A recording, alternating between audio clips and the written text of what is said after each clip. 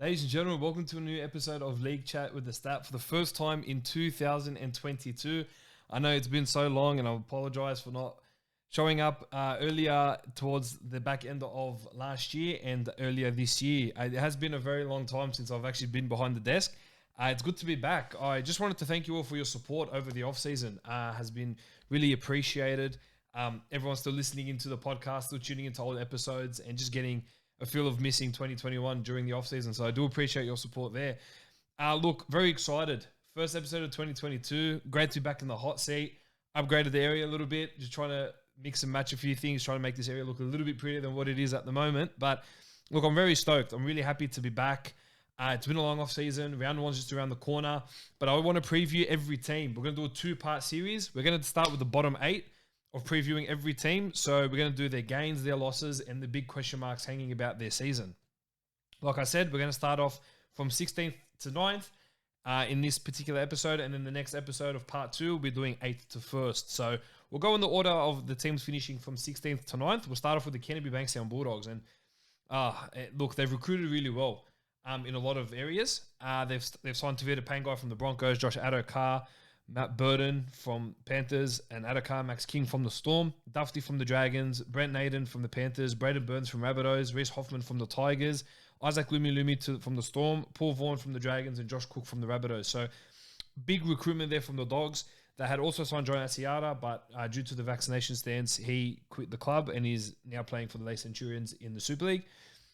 We did, however, lose Renato Fatoni to the Roosters, Adam Elliott and Nick Kotrick to the Raiders, Will Hopewadi to St. Helens in the Super League, Nick Meaney signed to deal with the Storm, Ofahiki Ogden got a lifeline at the Eels, Dylan Harper's playing for Catalans Dragons in the Super League, Chris Smithy is playing at the Panthers with Christian Crichton as well, and we released Dean Britt, Brad Dietz, Tyron Harding, Watson Heleta, Sione Katoa, Lachlan Lewis, and Fala Kikumanu, who are all released without a club, and James Romanos signed to deal with Manly for this year as well.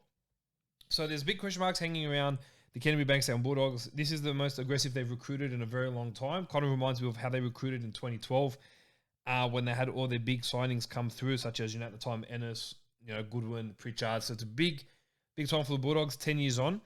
Now, the big question mark is who will play halfback. Now, we've got Matt Burden signed in at 5'8", but who's going to be playing at halfback? And there are 3 options that the club are considering. There's Jake Averillo, there's Brendan Wakeham, and there's Kyle Flanagan. Now, Jake Averillo seems to be the one that's the hot favourite, which I don't approve of. I don't think he is a proper halfback that will be suited to the Dog style of play. I think he's a centre. I think he's someone where he's in the backs. He's a lot better. He's powerful. He's strong. Can break a few tackles and would be a lot useful in the centres. But he's the one favoured to play 7, and I don't like it. I think it should be Kyle Flanagan given the first crack. The disappointing thing about that is in the trial match against the Sharks, Kyle Flanagan played about 45 seconds with Burden, which really wasn't enough time for them to be able to do anything, even though we were that behind on the scoreboard. So Trent Barrett's made his intentions very clear that he's got Brendan Wakeham in his sights to come off the bench on jersey 14 or play at 7. And he's got Averillo there as well to be playing majority of the time. But he has no regard for Kyle Flanagan, which is a bit disappointing considering that it's not really doing much for his confidence there. But look, it'll be Averillo that plays 7 this year. I don't agree with it. I do think it should be Kyle Flanagan. And it'll be very tough for Matt Burden to kind of adjust into the 5'8" role. He's a genuine 5'8", showed last year, winning the comp for the Panthers in the centres, that he can play those positions really well. But also showing the fact that, when you consider all things in that you need someone to guide the 5'8", you need to help out the 5'8", you need a dominant half and a solid half. And unfortunately, the Bulldogs don't have that in Flanagan, in Wakeham, and definitely not in Averillo. So that's why we're going to lack this year. I think that's where the Bulldogs will really struggle in trying to figure out who that number 7 is going to be and just playing their role perfectly. Can Tavita Pangai, Luke Thompson, and Jack Hetherington keep it together on the field? Look, I hope so. They need to.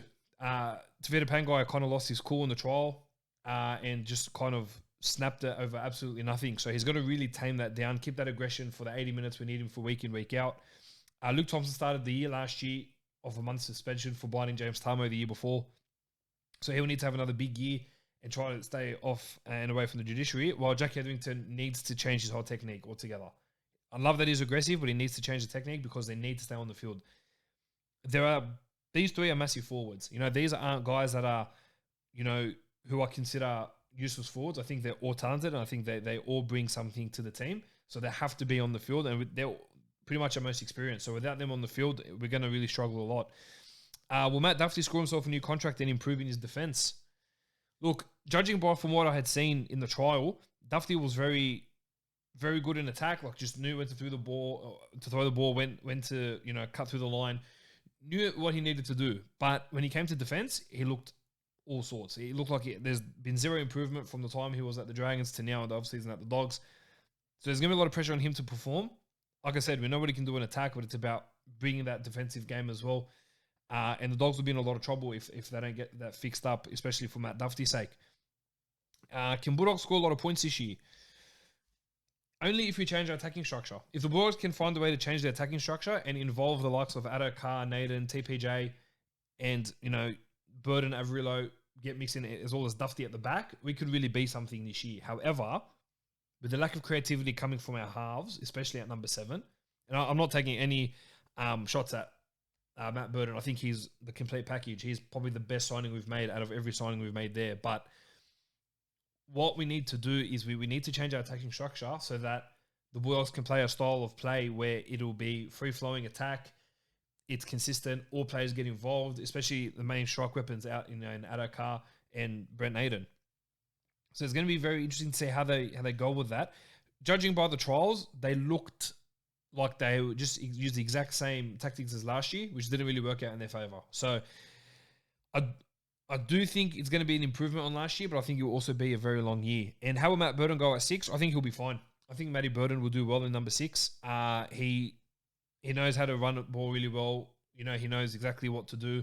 He will control that left-hand side of the field with TPJ, Naden, and Addo Carr. So I'm expecting a lot of points down that left-hand side. The right-hand side may struggle for points. On the right-hand side where you've got Averillo and you may have, whether it be Josh Jackson filling down in the second row there, or it'd be Rain Fatala Mariner, or potentially Jack Hedwington who's filling out that other side. They will potentially struggle for points that right side, but I think the left side is where it's going to be, and Matt Burden will fly. I think he'll be absolutely fine. The Dogs won't make the 8. I'll make that call already. They won't make the 8. They'll finish anywhere between, initially I thought 9th to 12th, but it's looking like possibly 10th to 14th at this stage, just from what I had judged so far. So they've recruited pretty well. Just they need a proper hooker and a proper half, and that'll be the complete side for the Dogs. So look, the only way is up from here, and they'll definitely improve from last year. Moving on to the North Queensland Cowboys, who finished 15th, and they signed Chad Townsend from the Sharks, Peter Hiku from the Warriors, Jermaine Tanua-Brown also from the Warriors, Brendan Elliott from the English Super League. Forgive me as I go through these names, as I may get these potentially wrong. Kuli Kefu Fini-Feriaki, Iosefo Masakau, and Taniela Sadrugu, all from Rugby Union that they signed as well, while they upgraded the contracts of Jordan Lip, Morgan McWhirter, and Tyrese Woods. They did lose Javid Bowen, Michael Morgan, Justin O'Neill, and Lachlan Bird to retirement. The big blow there, definitely Michael Morgan, which is really unfortunate because they all fell to certain injuries, which they copped retirement for, so all the best to them. Peter Holler signed with the Raiders, Corey Jensen went to the Broncos, Francis Moller signed with the Saints, and Shane Wright joined the Salford Red Devils. Now, it's a big question mark with Townsend coming in at 7, just how well he will perform at 7. I think he'll do well. I think he'll go okay. He was a solid half for the Sharks. He's a premiership winner. He knows what it takes to win a comp and what they need to do to get there. And with the guidance of Jonathan Thurston, I'm expecting big things from Chad Townsend. But the real question mark here is, who partners Chad Townsend? Is it Tom Dearden or is it Scott Drinkwater? Look, I would love if it was Scott Drinkwater, but I think Cowboys are leaning towards Dearden. They've got them both on long-term deals. And they say that Dearden's more of a runner than he is an organizer. So they've moved him into a more of a running role. But Drinkwater has to be on the bench somewhere. Drinkwater, I believe, is too good to be left out of the side. And it's really unfortunate that if he doesn't make any side, it's really going to kill his confidence, considering he was the main half last year.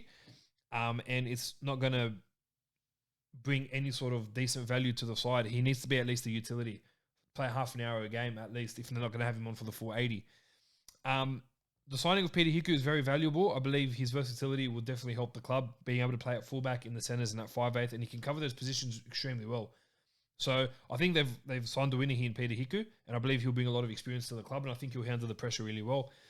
Can Valentine Holmes have a breakout year in the centres? Man, I don't know.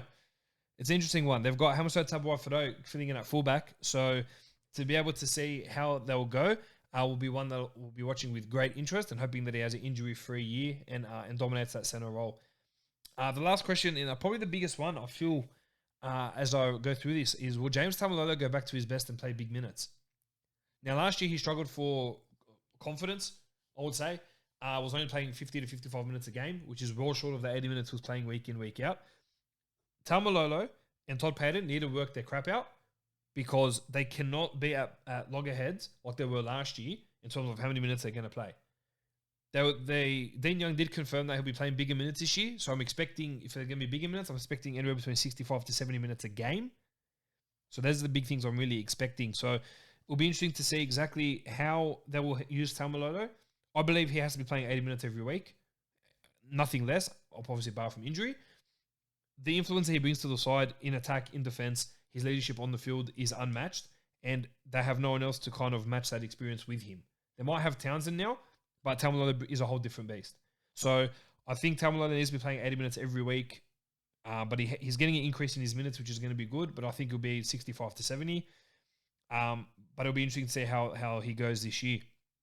Moving over to the Brisbane Broncos, who also recruited well in the offseason. They signed Adam Reynolds from the Rabbitohs, Kurt Capewell from the Panthers, Jordan Pereira from the Dragons, Corey Jensen from the Cowboys, Billy Walters from the Tigers, Ryan James from the Raiders, Tamari Martin from Rugby Union, Branko Lee from the Storm, Deloise Howard from the Tigers, and Lachlan Bayless from the Logan Magpies in the Queensland Cup. They did lose a lot of experience. They lost Tavita Pangai to the Bulldogs, Matt Lodge to the Warriors, Alex Glenn announced his retirement, Anthony Milford signed a deal with the Rabbitohs, which is now unregistered due to an off-field incident. John Asiata, like I mentioned earlier, Les Centurions. Xavier Coates to the Storm. Ethan Bullimore to the Sea Eagles. Brody Croft to Salford Red Devils in the Super League. Joining him in the Super League, Danny Levi at the Huddersfield Giants. Isaiah Tass at the Rabbitohs, and Dale Copley, who announced his retirement as well. Look, they made a lot of big recruitment decisions. They recruited where they needed to get depth in their side, and they've signed every player here that they've signed, apart from the last two, in Deloise Howard and Lachlan Bayless, all have NRL experience. They're trying to make a top 30 of players who are all filled with NRL experience, which I think is very good. Now, they do have a lot of decisions to make in terms of who goes where, but how far can Adam Reynolds take this team? Look, honestly, I think he can get them up there towards a preliminary final. Not this year. They do need a bit more time, probably recruit a few more better players, come into the side, and I think the leadership of Reynolds, he will take them far. Broncos won't settle for anything less than a top 8 berth, and I think if they do play well and they kind of keep their team together and their spine stays consistent, they will be definitely someone that will be happy to watch out for, and that will sneak into the top 8, I've got no doubt. Will the forward step up to help Payne Haas? Now, I've mentioned this towards the back end of last year that Thomas Flegler is a great player, but he's always suspended. So he's missing the first 4 weeks of this season. They've got Keenan Palacia, they've got Ryan James. They've got players in there that are decent players that need to support Payne Haas. Payne Haas is doing it on his own, week in, week out. Had another dominant year last year where his minutes were down as well. So, which forward would it be? It has to be Flegler. I believe he's the most experienced one. Played Origin last year as well, so he made his debut for Queensland last year, which he'll definitely benefit from a lot. So I'm looking forward to seeing exactly how he'll go and exactly what he can bring to that forward pack and punch out consistent footy and help Payne Haas, gain big yardage up the field and put Broncos in attacking zones. So I think he'll be the one to step up. I think Ryan James will play an influential part, and Keenan Palacia, I think the players around him, he will get better week in, week out. So it'll be one to watch out for to see who will help Payne Haas this year. Can Katonia Staggs get through an injury-free year? Look, you never know. But Katonia Staggs needs to be playing some consistent football now. He's been in the NRL for the last 4 or 5 years. He hasn't played much footy in the last 2. Obviously doing his ACL at the back end of 2020 and then missing majority of last year. Then doing his PCL with a few rounds to go. So kind of killing his confidence at the moment, but he's looking very fit, looking very fresh. He'll be looking to obviously go out and make a big impact. He's on big coin now, so he's got to step up. And he's got to be one of the leaders in the team. And I think he's just a damaging centre and just a great strike weapon in that side. So I'm really keen to see how he'll go this year and hoping he can really stay injury-free and stay fit. Will Patrick Carrigan or Kobe Hetherington play lock for the side? Carrigan was playing some okay footy. 2020, he had a great year. 2021 wasn't the best before he did his ACL injury, unfortunately, which ruled him out for the year. Look, when I saw Kobe Hetherington come in and debut, I thought he was fantastic. I thought he had a great year to start the year. I thought he was one of my favourite rookies to come through the NRL last year. I really think he should be the one playing lock and Carrigan coming off the bench or being dropped to Queensland Cup. I know it's a tough call to make, but I think what Hetherington can provide at lock as a ball-playing lock is a lot better than what Carrigan can potentially provide in defence. So I'm looking forward to seeing what Hetherington can do. I'm hoping they pick him at lock. Not looking likely at this stage. I think they'll lean more towards Carrigan and probably put Hetherington on the bench. Kind of make him play a similar role to John Asiata in 2021 before he broke his neck. So definitely one to watch out for. My preference would be Hetherington, but I think Broncos might lean towards Carrigan. And the last one here, should Corey Pay start in hooker over Jake Turpin? Oh, look, honestly, love Corey Pay, especially in that trial against the Titans. We're lifting the side up from 26-12 down to a 26-all draw. Look, I don't mind Jake Turpin, but I like what Corey Pay can bring to the side. I think with them having big experience over the offseason, partnering with Adam Reynolds and getting their turn with Adam Reynolds. Look, Turpin will stay at 9. I think Corey Pay offers a lot more off the bench and should at least score a bench role. But we'll be up to Kevin Walters to say what he's looking to do. But if I had to pick who I'd put at 9, I'd probably stick with Jake Turpin. Just with the more games he's had and the more experience. But I would love to see at times Corey Pay inject himself into the game and provide that attacking spark and that defensive stronghold for at least about 30-35 minutes a game. Moving on to the West Tigers, who've recruited not the best, to be quite honest. Look, actually going back, I do apologise. I don't believe Cowboys or the Broncos, so the Cowboys will make the 8. Broncos could potentially, but I think they'll finish anywhere between 9 to 12.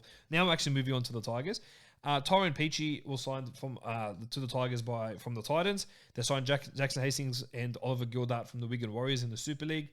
They gained over the offseason Stafford Toa from the Knights, while they upgraded the contracts of Henry Kane, Fonua Pole, Apisalomi Sokuru, and Brendan Tumeth, while they signed Junior Tupou from Rugby Union as well on a 4-year deal. They did lose Moses Mbai to the Saints, Billy Walters to the Broncos, like I mentioned, Michael Cheekham to the Rabbitohs, Joey Leilua to Featherstone Rovers, Reece Hoffman to the Bulldogs, and Russell Packer, who announced his retirement. Now, the big question marks over the Tigers. Now, they've announced a 5-man leadership crew. Do I think it's right? I don't.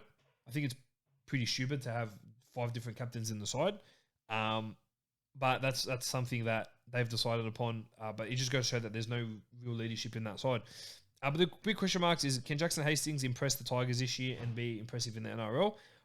I think he can. I think when he was at the Roosters and the Sea Eagles, there was a lot of off-field controversies. He thought he should be the main man at all times. Kind of gave him a crappy attitude. But when he went to the Super League, he went and he killed it. Started to show the kind of football that Roosters had picked him up for, and had him debut for the side. So I'm hoping he can bring that and learn from that experience and bring that to the side over at the Tigers and really lift the side who've really struggled the last 5 to 10 years. Will Luke Brooks have a solid season? He's had solid seasons, but he's the one that cops the fall because he's the main organising half on $850,000 a year. Luke Brooks would be a better player if he went to a side like the Newcastle Knights, who have a dominant forward pack and a decent backline. Being stuck at the Tigers, he doesn't have a great forward pack and doesn't have a fantastic backline, which is why he's always struggling. But I think he'll have another solid season. I think he'll play well. I'm hoping he can prove the doubters wrong, but it'll be tough. And being over to my next point, without Adam Dwayhe. The loss of Adam Dwayhe will impact the side big time. I think he's the heart and soul of the Tigers. I think he's just watching the documentary last year, Tales of Tiger Town, just really seeing how defeated he is when they lose and how he just wears that jersey with so much pride and gives it all out there in the 80 minutes. I think it's just a big struggle. They'll struggle a lot without him. And I think if he doesn't come back in time, Maguire could potentially get sacked. So it'll be interesting to see how they'll go without him, but I think they will definitely struggle, and Hastings will need to step up, and there's pressure on him already to step up and get that done. And can Tyrone Peachy play a similar role to what he played last year? I like the role Peachy played as a starting lock. I think he should be the starting lock for the club. I think they should just push Alex Twal to the forward pack, just play in the forwards. He played some big minutes there last year. I think Tyrone Peachy has a ball-playing lock, which is the common trend nowadays, that if you're a lock, you have that ball-playing ability. I think it will definitely improve on that. And I think it'll be a good opportunity for Peachy to kind of show the Titans why they shouldn't have got rid of him. But like I said, it'll be really interesting to see exactly how Peachy goes. And he'll be one I'm watching with intent. But he's had the experience. He's played at some very successful clubs. So he will need to bring that versatility and that experience to a side like the Tigers, who are desperate for it. Moving over to the next club, the New Zealand Warriors. They've signed Aaron Penne from the Storm, Ash Taylor from the Titans, Sean Johnson from the Sharks. They've brought him back home. Vilingi Kepu and Otu Kinikana Kepu, the twins who had their contracts upgraded, as well as Leighton Finau. They lost Roger Tuivasa-Sheck to Union, Kane Evans to Hull in the Super League. Peter Hickey to the Cowboys, David Fusatua to Leeds in the Super League as well, Ken Mamalo to the Tigers, Carl Lawton to the Sea Eagles, Sean O'Sullivan to the Panthers, Juventino Brown to the Cowboys, Hayes Perham to the Eels, and Leeson Armour retired, while Paul Turner joined the Gold Coast Titans this year. Now, the big question mark is who'd partner up with Sean Johnson in the halves, and he falls between Shino Harris-Tavita, Cody Nikorima, and Ash Taylor. Now, I do think it'll be Shino Harris-Tavita. I think I'm actually leaning more towards Nikorima. I think Shino Harris-Tavita is actually on the side at the moment, and I think that'll be a bit of a hindrance to his form and him reaching out to other clubs. Ash Taylor's got a 1-year deal, so I don't really see how he would go unless they move Sean Johnson into 6. But I think Nikorima will be the best bet for now, even though he was a bit on the outer last year as well. So it'll be really interesting to see which direction the Warriors go in. Can they make the finals? I think they can. I think every team has opportunity to make the finals. Whether they can or not, it depends on how fit their stars stay. Sean Johnson, obviously, has had bad hamstring and did his Achilles as well. Reece Walsh is a dynamo at back. I'm excited for them to bring their magic, so I'm excited to see what they can do. But they need to just settle on number 7 and stick with them most of the year, obviously barring injuries. But they've got a good forward pack. The back line is a little bit inexperienced. Losing Peter Hickey is a massive loss for them, so they may struggle in that regard. I think they have what it takes, but I think they'll just miss out as well. Will Reece Walsh suffer from a second-year syndrome? No, I don't think so. I think him and Sam Walker will absolutely kill it again this year. The way Walsh was playing last year was phenomenal, and I think he'll be able to recapture that form that he played last year straight into this year, especially with the signing of Sean Johnson as well. I think he'll complement him pretty well. Can Ash Taylor revitalise his career? Look, I don't know. I really don't know. I want to say yes, and I like Ash Taylor. Just unfortunately, he's obviously had a very poor few years at the Titans. He's got every opportunity to do that. I don't see him starting the year, so already that's a bit of an issue for me. I think that will cause a bit of a cause for concern there. But we'll be looking to see exactly what happens and how he performs in the New South Wales Cup to see if he earns himself a call-up. Now, moving over to the next club in the St. George Illawarra Dragons. Excuse me. A lot of signings from the club. They signed Aaron Woods from the Sharks, George Burgess from Wigan Warriors, Moses Embai from the Tigers, Jack Uchevsky from the Sea Eagles, Francis Mollo from the Cowboys, Tautau Moga from the Rabbitohs, with Jaden Sewer from the Rabbitohs as well, Moses Sully from the Sea Eagles, and they upgraded the contracts of Shalom Ofu and Jonathan Rubin. They lost Adam Clune to the Knights, Duffy to the Bulldogs, Cameron McInnes to the Sharks, Paul Vaughan to the Bulldogs as well, Brendan Williami to Rugby Union, Kate Ellis to the Wigan Warriors, Jordan Pereira to the Broncos, Corey Norman and Trent Merrin announced their retirement, while Hayden Lomax and Sean Sonny Esau were released. How will the Dragons go this year? I think they'll go better than last year, hoping that there's no off-field scandals that will derail their whole season. When the barbecue scandal happened last year, they lost the rest of their games. They didn't win a game for the rest of the year. So their confidence was low, but it's a brand new year. It's all in the past. They've recruited really well. I'm liking who they've signed in Moses Sully in the centres and beefing up their front row with Francis Mollo and Aaron Woods, George Burgess, and even Michael Mollo, who is Francis Mollo's brother. So I think they will do well this year. I think they'll make the 8. I've got them penciled in for at least 6th this year. So I'm expecting big things from the Dragons. I'm hoping that there isn't any sort of fade out or slump at some point in the year. How will the spine hold up together? I think really well.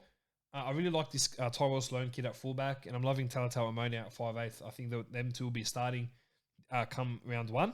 And I do think that with everything going on with the contract stuff around Jalen O'Sullivan might really distract him, and kind of throwing off his game a little bit. But I think the spine holds together really well. Ben Hunt, very experienced. Andrew McCulloch, very experienced as well. So I'm expecting big things from them. And they're also shifting Jack Bird to second row.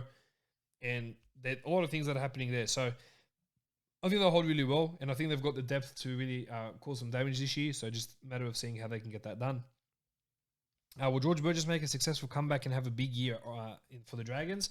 I think he will. I think he should start off in New South Wales Cup first, though. Get some game time. The game's changed a lot since he's left in the last few years. So I think he needs to spend some time in New South Wales Cup to just build that confidence, get the big yardage in, defend big time, and then be able to come and make an impact in the NRL side. Will Tyrell Sloan at fullback be the best decision Griffin made in terms of getting rid of Matt Duffy? Yes. Tyrell Sloan is definitely a kid to watch out for. He is a freak of nature. Seeing the way he played last year was very eye-opening for me, and was really exciting to see the type of football he plays. So I think they have made the right decision in going with Torres Sloan as a long-term fullback. And I'm excited to see how he'll handle the pressure this year and then how we'll go in the starting one. And will they suffer another form slump? It's very common that the Dragons win the first 4 or 5 of their 7 games and then go on the mid-season slump. I'm hoping that's the case. I'm hoping that the Dragons have done enough to avoid that this year. So time will tell with that, but I think they'll do what they can to kind of keep it together and just take it week by week and avoid that slump. Moving on to the second last team that finished 10th, the Canberra Raiders. They signed Jamal Fogarty from the Titans, Adam Elliott, Nick Kotrick from the Bulldogs, and Peter Holler from the Cowboys. And they lost Saliva Havili to the Rabbitohs, Ryan James to the Broncos, Bailey Simonson to the Eels, Isia Soliola announced his retirement, while Caleb Aikens, Dunamis Louis, Adam Cook, Darby Medlin, Kai O'Donnell, and Curtis Scott, as well as George Williams, were all released last year. Can they rebound and have a better year this year? I think they can. I think they should. As long as the players' wives are out of the picture or players' girlfriends are out of the picture, I think they'll have another great year. I think I'm expecting them to have a big year this year. That they were very poor last year. That a lot of issues came from the players' wives and girlfriends biting into the media. The circus around George Williams leaving the club, I think that really affected them as well. So a lot of things like that happening. I do think that they will be better for it, and I do think that they will have a better year. Jamal Fogarty is a great signing for him. Unfortunately, that he's gone down for the first 4 months with a knee injury, so that's really hurt the side. But they've got enough talent in their cup side, such as Sam Williams and Matt Frawley, to really make a solid impact. And they've got Brad Schneider, who'll be making his debut in round 1 as well, which we'll get to shortly. Now, when Fogarty returns from injury, can he lead the side around seamlessly? I think he will be able to. I think he'll be a lot more confident. They've trained all year together in the whole preseason, so I think he'll be able to come slot straight back in and really make a big difference. Will Jack White bring back his 2020 form? I think he needs to. I think he needs to really step up. I had a very quiet year last year, probably one of his worst few years that he's played in a very long time. But he starts off the year with his 200th game, especially at home against the Sharks, who we're going to discuss next. So I'm looking forward to seeing how he goes this year. But I think with the perfect foil in Sam Williams or Jamal Fogarty or Matt Frawley or Brad Schneider, I think he'll have a better year this year, and he will make the team his own once again in 2022. And the last team we're going to be discussing is the Canola Sharks, who finished 9th last year. Recruited pretty well. They signed Dale Finucane from the Storm, Cameron McInnes from the Dragons, Matt Ikuvali from the Roosters, Nico Hines from the Storm, Jack Martin from the Broncos, Lachlan Miller from Rugby Union, Jaden Beryl, the 2021 Queensland Cup Player of the Year hooker. So I think it's a really exciting signing there. And they upgraded the contracts of Kate Dykes and Ryan Rivet. They've lost Sean Johnson to the Warriors, Aaron Woods to the Saints, Nene McDonald to Centurions in Super League, Will Chambers to Rugby Union in America, Billy Magulius to the Warrington Wolves, and Josh Dugan announced his retirement. Now, will Nico Hines have the same impact he had at Storm? I don't think you have the same impact. I think he will have a different impact. And what I mean by that is I don't think he will come on and just light up the show. He's playing a different position now in the halves, which is his general position. So he's going to take some time to find his feet again, being in the halves and playing in the halves again. But I think he'll do pretty well. And I think if they've got Braden Trindle or Matt Moreland in the halves, I think he'll really step up. And the experience he's taken and learned at the Storm, he'll bring straight into the Shark side. So I'm excited to see how Nico Hines will go this year. Who will partner him? I think it'll be Braden Trindle. But I know he's suspended the first 2 games, so they're probably going to have to stick with Matt Moreland or Luke Metcalf. Personally, I'd go Metcalf. I like what I saw from him last year, but I think he's a bit on the outer now that he signed with the Warriors. So it will be interesting to see how they handle him and if they bring him in at any point this year. How long will it take for McInnes to get back to big minutes? I think like George Burgess, he needs a couple of weeks. He sat out all last year with an ACL injury, which was really unfortunate and really upsetting. But the game changed a lot last year with so many rules and the game went faster. So I'm expecting Cameron McInnes to take some time to come back through New South Wales Cup, just build up that confidence again, and then start playing big minutes straight away in the rounds leading to the NRL comp. And can Ray Graham have a year of no concussions? Because it had seriously impacted his year last year. I hope he has changed his technique around a little bit in order for him to avoid concussions. I know he's out for the first 6 or so weeks with an ankle syndesmosis injury, but unfortunately that is kind of part of the game. But look, I think he will be a lot smarter in how he goes in for tackles this year, and I'm expecting a big year from Wade Graham in his potential last one if he doesn't get released early to go to France, like he was talking about last year. So, look, it'll be interesting to see what happens, but I'm looking forward to seeing how the Sharks will go, and I think they'll sneak into the 8 as well. Guys, thank you so much for joining me. I know it's been a while, and I know I sound a little bit shady, the first time in a while, but thank you so much for tuning in and joining me on part 1 of the 2022 season preview.